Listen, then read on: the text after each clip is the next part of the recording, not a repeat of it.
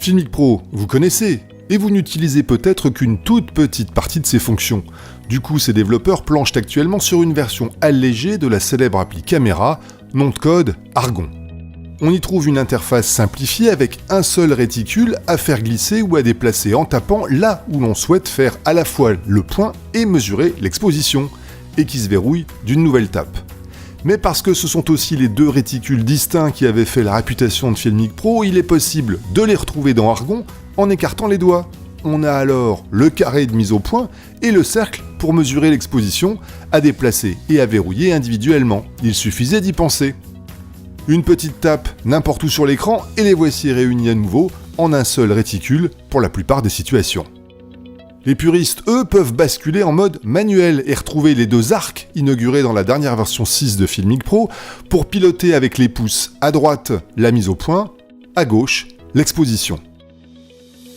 Pour le reste, on trouve à droite la fonction de grossissement très sensible, appelée la zoom si vous y tenez, à gauche un réglage du niveau d'entrée de son, matérialisé maintenant par des canaux gauche et droite en bas de l'écran, en bas à gauche, une vignette pour accéder aux photos d'iOS, la pellicule où Argon enregistre naturellement les vidéos et que l'on peut évidemment revoir ou supprimer.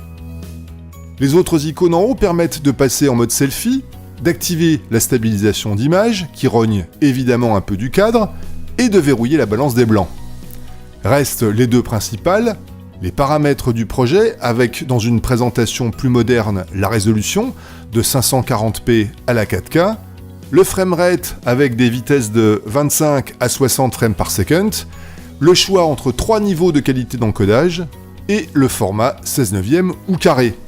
Enfin, et c'est sans doute la nouveauté la plus importante sur laquelle planche Filmic en ce moment, la fonction de live streaming, au choix avec un flux RTMP, pour Periscope ou pour YouTube, avec à chaque fois des options sensiblement différentes et toujours la possibilité d'enregistrer également le live en local sur le smartphone. Voilà pour l'intention, parce que pour l'heure les fonctions de live ne sont pas encore implémentées dans cette version. Soyez patients.